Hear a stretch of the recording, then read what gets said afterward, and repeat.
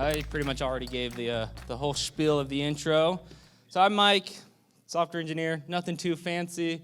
I really like community, spend most of my time in giving back to communities that brought me to where I was and trying to help other people get into those same facets, whether it's coaching soccer, running a conference, speaking at a conference, running meetups, that whole shebang. I like people, I guess, a lot. So let's talk about useEffect a little bit. Something that if we have written some React, you are probably pretty familiar with. If you're not familiar with React, some of this might be a little bit confusing, but we'll go over some of the details a little bit to give you a base understanding. And if you are familiar with useEffect, or not useEffect, with React, then great, you're gonna fit right in. So useEffect hooks. It's a way that React has given you to be able to, just do stuff. And it's split into three different parts. You've got your setup, you've got your takedown, and you've got your dependency array. All right, your setup up there in blue, that's so that you can do whatever you want to do. Right? Write some code, let it fire, let it execute. When does it execute? It's going to execute when your component mounts, and when anything within your dependency array, that purple section down there, whenever anything in there changes, right? So it's just a way to be able to run code at specified times, and then if you need to clean something up, maybe you set up event listeners or that, then you've got a way to tear all of that stuff down as well. So that leads to the question, oh man, those words are overlapping a little bit. When should I use useEffect, right? And these are kind of some of the common times where I see people use useEffect, and that's maybe handling state updates, right? Whether that's calculations, manipulation, stuff like that. Updating your state when something changes, a lifecycle replacement for all those people coming from the class days of life cycles, component did mount, will mount, all of that stuff. And just like your general go-to, I'm writing React and I want to do something, so I've got a hook to do stuff. And if that's how you think about useEffect, I get it. I know why. It's because the docs pretty much tell you that's how to think about useEffect. Right? This is straight from the original documentation saying if you're familiar with class methods and the lifecycle methods, you can think about useEffect the exact same way. I was like, that's interesting. And I think some of you are nodding your head yes, and some of you are nodding your heads no. That doesn't make sense. And that might be because the current docs pretty much say the exact opposite to that. That, yeah, lifecycle methods are a great way to think about components, but a terrible way to think about useEffect. In fact, useEffect should stand all the way by itself and not even be correlated with that. So we've got old docs on the right, the new docs which came out recently, and they don't like each other, I guess. The confusing part to me is useEffect hasn't really changed at all from then to now. And so I'm trying to think, why is there this disconnect on what is useEffect and why or how it should be used, and then what the docs are now specifying. And part of it, I think, is that transition from classes into hooks. Nobody wants to change. Nobody likes change. So if I can say, hey, there's a new, better way to do things, and by the way, all those lifecycle methods you love, you can still do them. And people took that as awesome. Everywhere that I have a lifecycle method, I'm going to one-for-one replace it. Almost every component had a lifecycle method in it, which is why we today see probably almost every component have a useEffect in it. And it just kind of seemed natural, even though maybe that's not the best way to approach it. So I found that kind of disagreements, which kind of shuck up the, I think, base understanding of why useEffect exists, how I should use it and go about it. So I decided to dig a little bit deeper in the docs and see what the docs actually had to say about useEffect and when to use it. And so then I came across a couple of these, like, hey, if you're not syncing external state, then you probably don't need useEffect. Oh, interesting. Oh, also, your code might have race conditions within a useEffect, so be aware of that. Oh, don't forget that there is the risk that you will re-render way more than you mean to inside of a useEffect. If you've experienced that, I think you know. This one really was the headline that kind of cued this talk, which is effects are an escape hatch. You use them when you want to step outside of React, and that effect should be a last resort. This is straight from the React documentation saying, hey, this thing that you know and love and use for everything React is actually an escape hatch. And that's not to say that's a bad thing. Like, airplanes have escape hatches, and I'm pretty glad they do. There's a valid reason for them, but we don't enter and exit the plane through that on a daily basis, right? There's a use case for it, and same with useEffect. If you're using a framework, let that handle your data fetching, right? Or if you're not, you should probably use a community library like TanStack or something like that to get your data. And then also, lastly, when you need to change something in React, don't use useEffect. Use an event handler.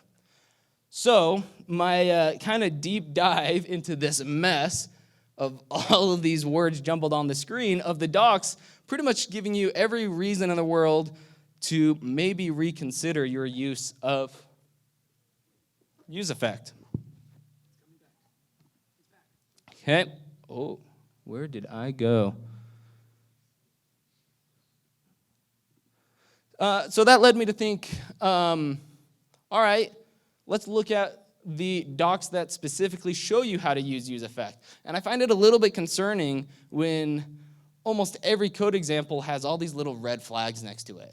Like, hey, here's like a common way people use useEffect, but by the way, if you're using an object that's declared in your function and as a dependency in your dependency array, because of reference in JavaScript, it's going to think that's a brand new object and cause your component to re-render every single time. So that's probably not what we want. Also, make sure you don't forget that dependency array, or again, you'll know what happens. And also, if you want to update state, right, something like an interval, which we typically think, oh, I want to set up an interval, a timeout, let me throw that in a useEffect so I can clean it up afterwards. And you know what, while I'm in there, I want to update some state. But if I update state within my useEffect, then my useEffect is being triggered based off of if count changes, and then rerunning the entire thing anyway. So that doesn't work. And then it also goes on to say, you know, don't clean up stuff you don't set up in the first place. So a lot of considerations when you're going to use useEffect. So much so that you see tweets like this pop up, right? Like, why is it the default behavior that you get an endless loop? If you don't know what this is if you ever used a useEffect without your dependency array to update a value, this is what happens in your code. And to be fair, Dan has a pretty, I guess, good explanation as to like how we got to this state. How did we get to this place of this misunderstanding and misuse of useEffect everywhere being so widely used? And he's like, well, it's not really your fault. You weren't taught the right way, and that's our bad, meaning like the docs that we saw told us to use it as a lifecycle method, and that you actually should just not set state. And then he goes in to give some interesting tidbits on this thread. The first being that, let's refresh. He did like an audit of their code at Facebook, found over 30% of the useEffects there were just like not needed or completely wrong. And then he went in to say that is because useEffect, again, should be a last resort and should only be used for syncing external things outside of React and bringing them into React, not synchronizing React state with other React states. which then led him to creating the infamous page in the docs of why you might not need useEffect, which obviously this talk is based 100%ly off.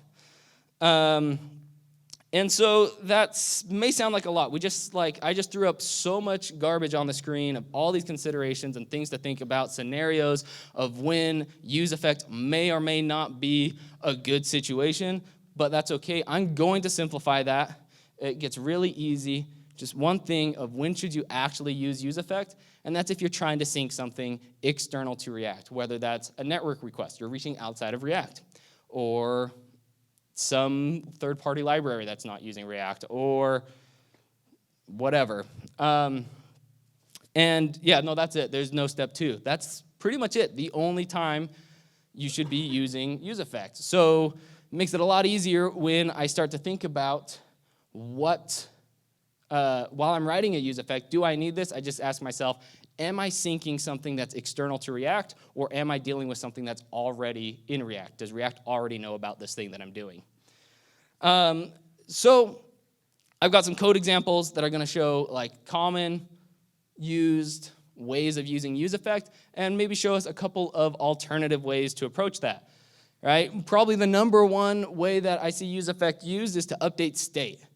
Okay? So we'd see something like this. I've got an amount due, I've got some extra payment, I got to have a total. But I need to make sure that my total updates every single time that either the payment amount or the extra payment amount changes. So if either of those two pieces of state change, I want to update my new total. So naturally I think, sweet, useEffect gives me a dependency array and a way to say, run this code when this changes.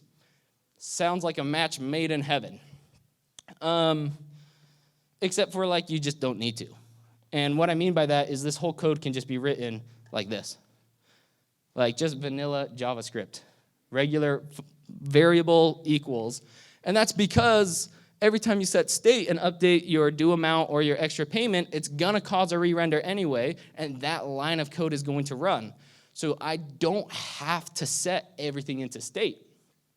And this kind of principle has led to a little bit of a tweak in the way I think about React, or the way I think about writing React, which is when I try to write code in React, I actively try to write as little React code as possible. Which is a little bit odd, right? Because when I first started learning, my thought was, let me lean into React. Let me lean into all of the effects and all the hooks and everything that they give me. If I've got a piece of data, let me put it in state because I'm using React, and React wants to know about everything, right?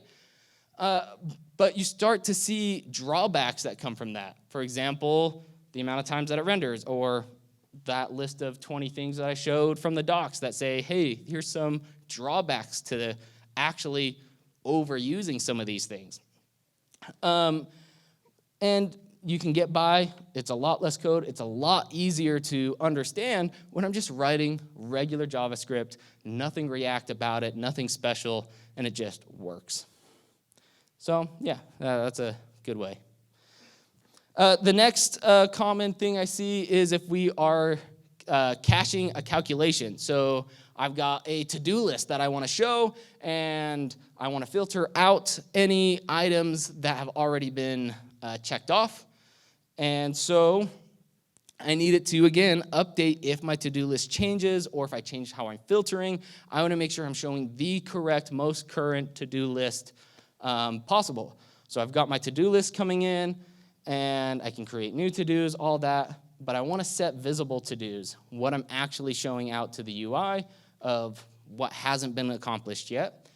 And I've got a useEffect that's just listening, hey, if this changes, go through and make sure that I filter out anything that might have changed and show the most updated thing. This is very similar to the previous example, where it's like it's just redundant. Like you don't need this much code. You don't need to set stuff into state. When again, I can just use a variable and just, guess what? Anytime you change to-dos, this is going to re-render. Or anytime a prop changes, your component's going to re-render anyway, and I can just set a variable and go about my day.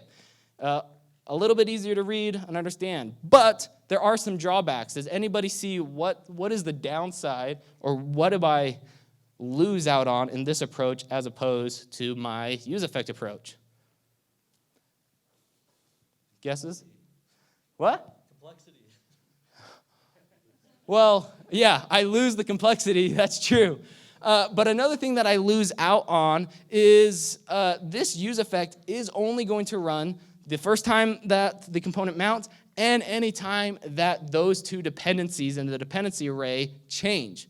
It's not going to run if other state updates in my component or if my component is re-rendering for other reasons. Whereas this isn't protected by a dependency array. It's going to rerun all of the time, no matter what. So Kent just gave a talk about caching, and he already gave away the answer of how do you get past this, how do you cache something in React, and it's wrapping it in a use memo. I now get all the benefit upside of my useEffect to only run this code when I want it to run, when something specifically changes, and I also get the benefit of not writing another useEffect in my application, which I love. All right, this one's an interesting one, and I think my favorite scenario, which is I want to reset some state. Okay, I've got a component that shows comments for a user, and if I change that user ID, I want to clear out those comments. I don't want to show comments for user 1 when I switch to user 2. They're private messages. So how do I go about this? It's a very hard thing to reason about. Maybe I can use refs, which I'm not going to dive into because that's its own bag and talk itself. Any ideas on how you would reset the state without a useEffect? An event handler from maybe I could do that if the comments lived in the parent state and then passed it down, but since the user ID is coming from a parent, but the comments live in here, you probably could figure out a way to do that. But the way that it's written, what did I have there? You can use keys to do this. And we typically think about keys as that annoying reason that React yells at us for not putting a key in an array. For good reason, though. If you've ever tried to reorder stuff in an array without a key, it doesn't work in React. Keys are the way that React knows this component is this specific component. If I'm showing 10 profile pages at the same time, React doesn't know which one is which. And if I change the order, it's just going to guess which one is what. And the order gets mixed up or combined or merged.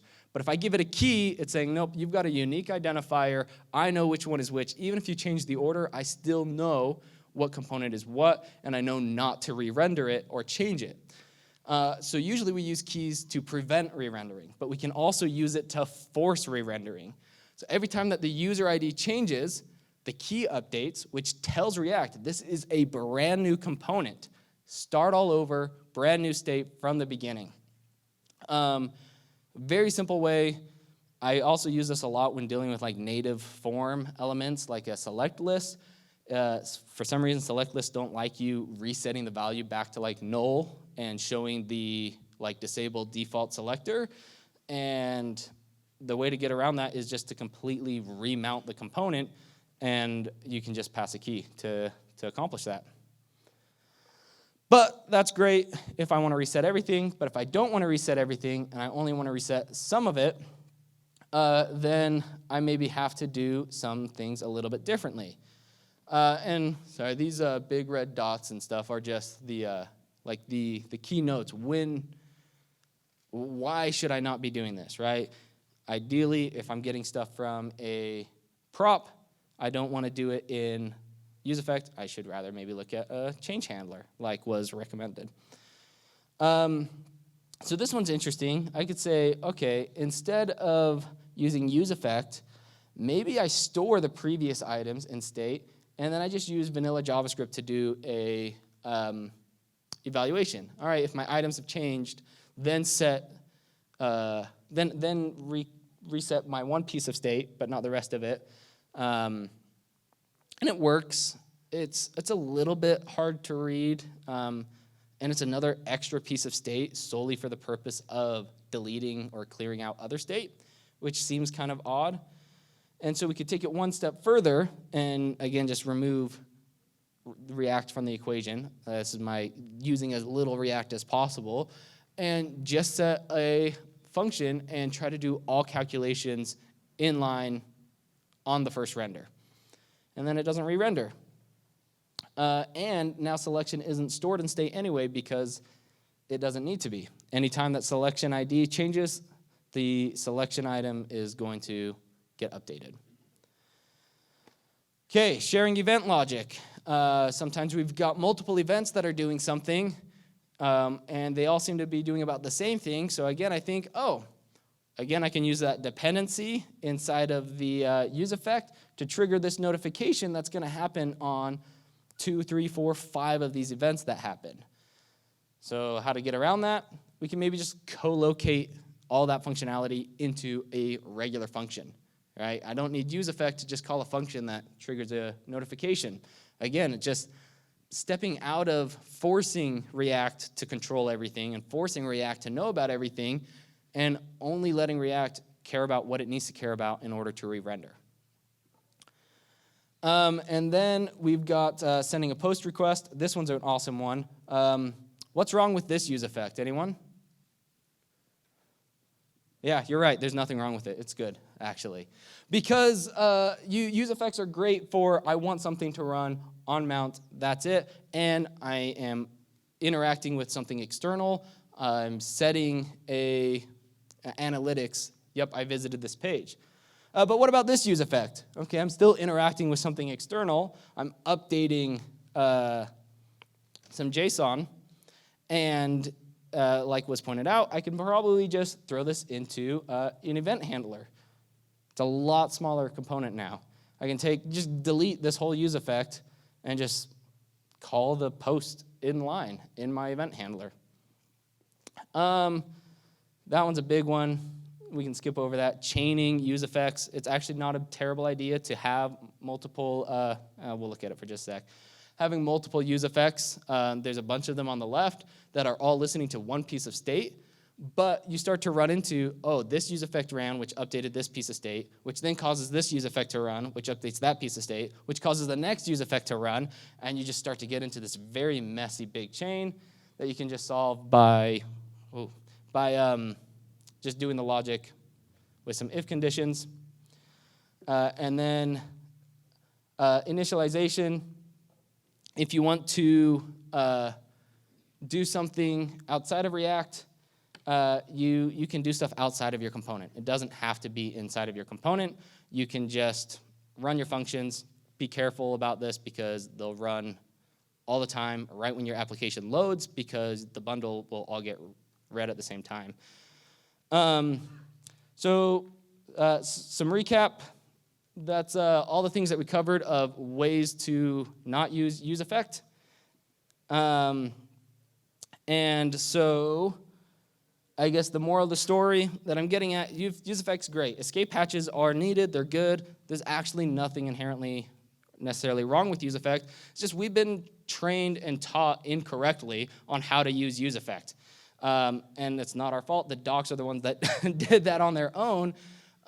And if some of this stuff seems like some hot takes and pretty spicy, every single one of those code examples comes directly from the documentation. Those are their examples of how to avoid using useEffect and other ways to do that to make your React applications a lot more performant.